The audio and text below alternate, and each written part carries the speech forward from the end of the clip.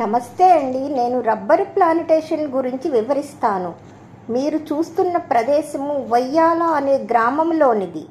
కేరళలోని కొట్టాయంకు 30 కిలోమీటర్ల దూరంలో ఉంటుంది. ప్రపంచంలో రబ్బరు ఉత్పత్తి చేస్తున్న దేశాలలో మన భారతదేశము 4వ స్థానంలో ఉన్నది. మన దేశంలో మొదటి స్థానము కేరళ రాష్ట్రము, రెండవది త్రిపుర. ముఖ్యముగా తమిళనాడు, కేరళ రబ్బరు ఉత్పత్తి చేసే ప్రధాన రాష్ట్రాలు. మహారాష్ట్ర, గోవా, ఒడిశా, ఆంధ్రప్రదేశ్ రాష్ట్రాలలో, ఈశాన్య రాష్ట్రాలలో కూడా రబ్బరును ఉత్పత్తి చేస్తారు. 90% రబ్బరు కేరళలో ఉత్పత్తి అవుతుంది. ఇక్కడి నుంచే ఎక్కువగా విదేశాలకు ఎగుమతి అవుతుంది. కేరళ రాష్ట్రంలోని కొట్టాయంలో రబ్బర్ బోర్డ్ ఆఫ్ ఇండియాను స్థాపించారు. అక్కడ పరిశోధనా కేంద్రం ఉంటుంది. ఎవరైనా రబ్బరు సాగు చేయాలి అనుకుంటే కొట్టాయంకు వెళ్ళి శిక్షణ తీసుకొనవచ్చును.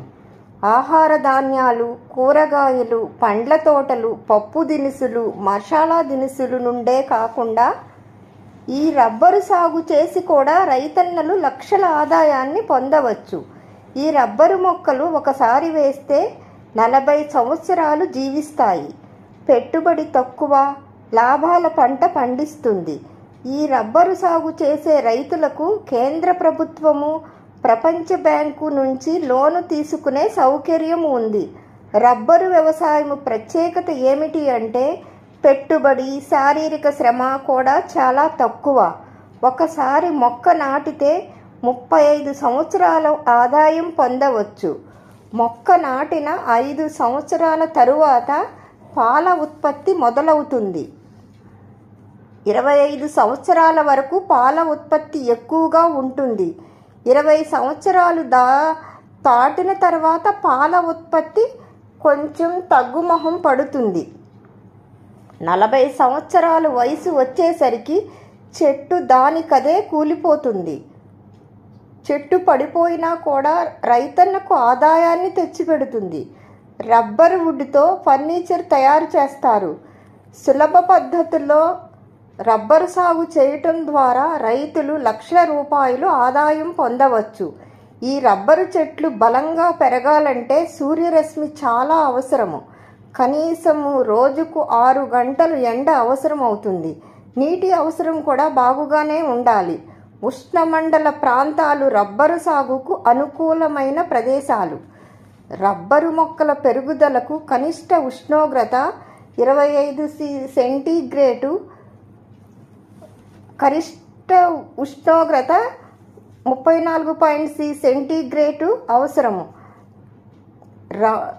6 pH ఉన్న నేల రబ్బరు సాగుకు అనుకూలంగా ఉంటుందని నిపుణులు అభిప్రాయపడుతున్నారు. రబ్బరు మొక్కలలో 8000 జాతులు, 280 రకాలు ఉన్నాయట. అడవిలో పెరిగే చెట్లు అయితే 43 మీటర్ల వరకు పెరుగుతాయి. వాణిజ్య ప్రయోజనాల కోసం పెంచే రబ్బరు చెట్లు కొంచెం తక్కువ ఎత్తులోనే పెంచుతారు. రబ్బరు మొక్కలను జూన్, జూలై మాసాలలో నాటితే మంచిది. ఎకరానికి 150 నుంచి 200 వరకు చెట్లను పెంచవచ్చు. భారతదేశ వ్యాప్తంగా 4 లక్షల మందికి పైగా మహిళలు రబ్బరు తయారీ కేంద్రంలో పనిచేస్తూ ఉపాధి పొందుతున్నారు. రబ్బరు మొక్కలు విత్తనాల ద్వారా నర్సరీలలో పెంచుతున్నారు. వాటిని తీసుకుని వచ్చి నాటుకోవాలి. రబ్బరు రోజువారీ వినియోగించే పదార్థాలలో ఒకటి.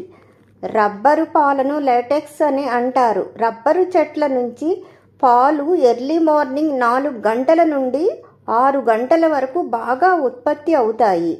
5 సంవత్సరాలు పెరిగి మొక్క బాగా బలంగా తయారైన తరువాత రబ్బరు మొక్కను ట్యాపింగ్ చేస్తారు. ట్యాపింగ్ అంటే రబ్బరు చెట్టును ఒక క్రమ పద్ధతిలో చెక్కుతారు. ఆ పాలు కారి పడటానికి చిన్న చిన్న ప్లాస్టిక్ టిన్స్ లాంటివి లేకపోతే కొబ్బరి చిప్పలను ఏర్పాటు చేస్తారు. పాలు వాటిలోనికి జమ అవుతాయి. అలా అయిన పాలును కలెక్ట్ చేసి 4 లీటర్లు పట్టే అల్యూమినియం ట్రేలను తీసుకుంటారు. 2 లీటర్ల రబ్బరు పాలు, 2 లీటర్ల నీరు కలిపి ట్రేలకు నింపుతారు. వాటిలో ఫార్మిక్ యాసిడ్ 200 మిల్లీలీటర్లు కలపాలి. తరువాత వాటిని బాగా తిప్పితే ఒక నురగలాగా వస్తుంది. దానిని తీసివేయాలి.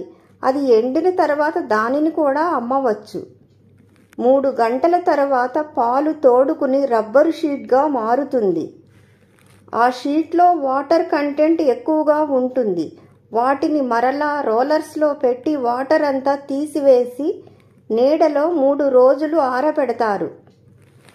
అవి కొంచెం ఆఫ్ వైట్ కలర్లో ఉంటాయి. తరువాత వాటిని పొగ నిండి ఉన్న గదులలో ఉంచుతారు. పొగ రబ్బరు షీట్లకు పట్టి మంచి తేనె కలర్లోనికి మారతాయి. అలా తేనె కలర్ వచ్చిన షీట్లకు నాణ్యత కలిగినవిగా భావిస్తారు.